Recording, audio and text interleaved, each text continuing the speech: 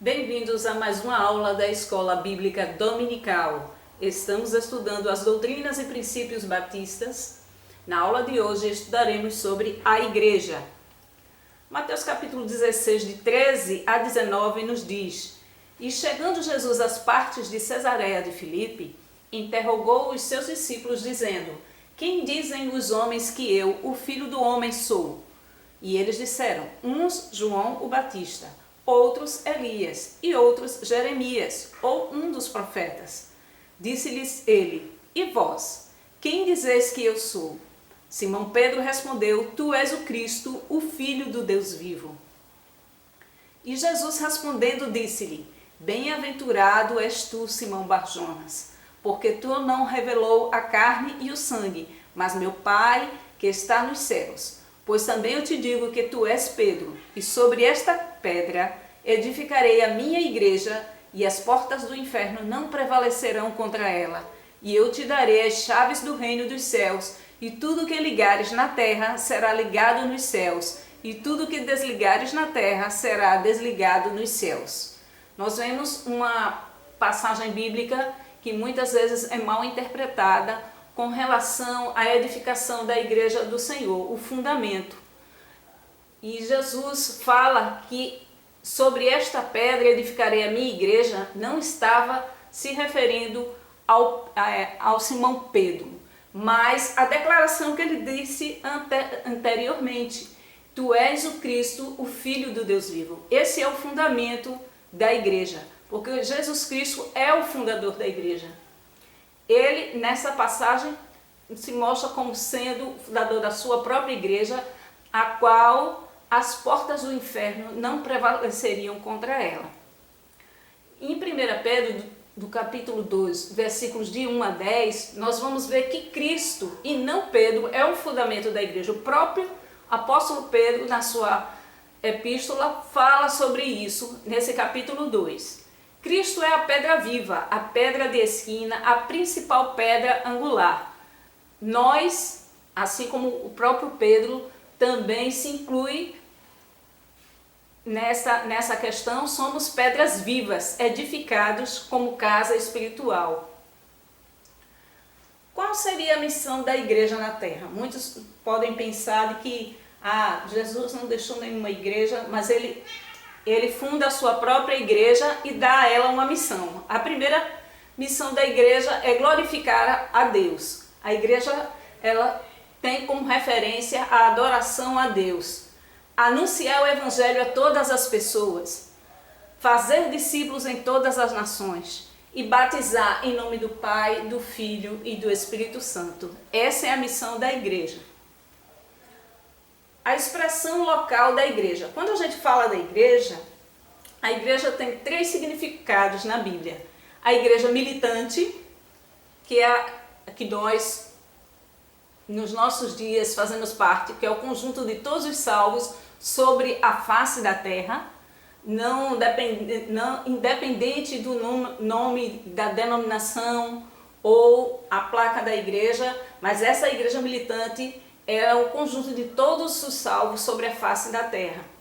A igreja triunfante, que é a igreja na eternidade, e a igreja local, que é aquela instituição, aquela congregação onde nós nos reunimos com outras pessoas por proximidade geográfica. Então, nós temos essas 3 expressões da igreja na Bíblia.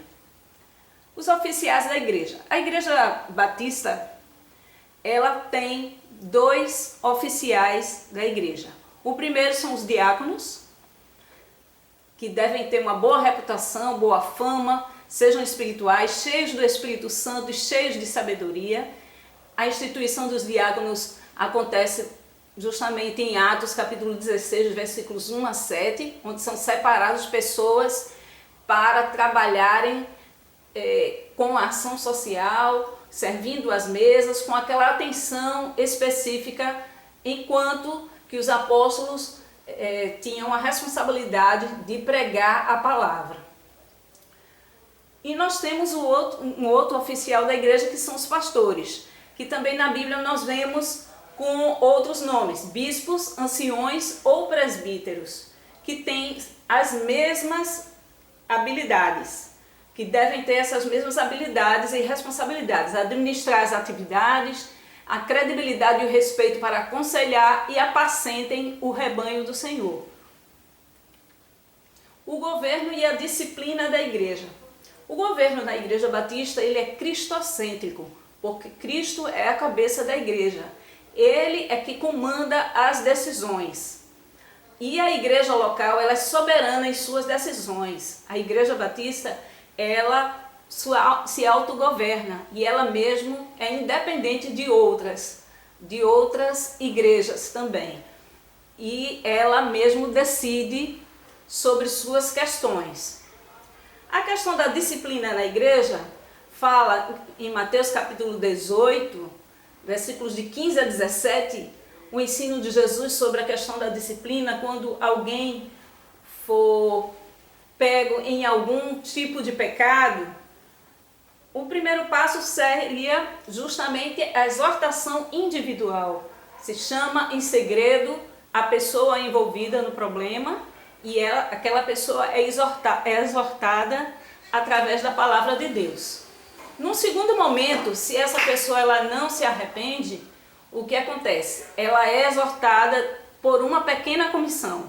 São reunidos outros irmãos que são testemunhas daquele evento e conversam com a pessoa novamente. Se a pessoa continuar com a mesma atitude, ela é levada ao conhecimento da igreja. E aí a igreja decide como tratar e como acompanhar aquela pessoa após um certo tempo de disciplina.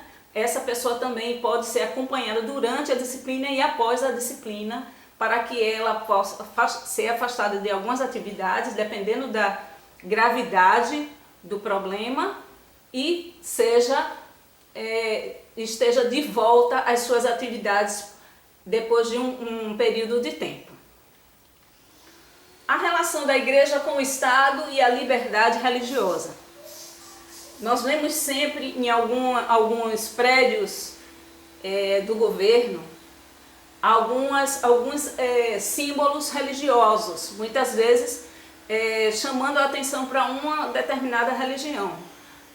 Nós sempre vemos que pela Constituição brasileira nós não temos uma religião oficial do Estado, mas o que prevalece sempre nos prédios públicos elementos ou símbolos da religião católica.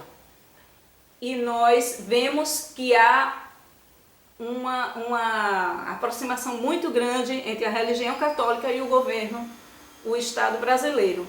No entanto, o Estado ele deve exercer sua autoridade na esfera civil e a igreja na esfera espiritual. Esses dois tipos de universos não podem ser misturados.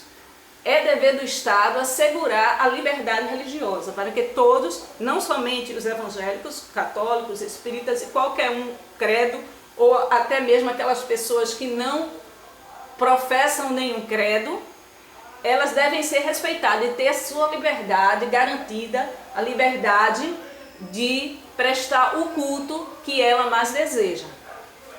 E qual é o nosso dever diante do Estado? É dever dos crentes orar pelas autoridades e obedecer-lhes, a menos que contrariem as leis de Deus. É o que a Bíblia nos ensina, que devemos orar por essas autoridades, porque elas foram colocadas acima dos outros para que possam governar. Se aquela autoridade ela faz algum benefício para todos, vai ser bom tanto para crentes ou não crentes.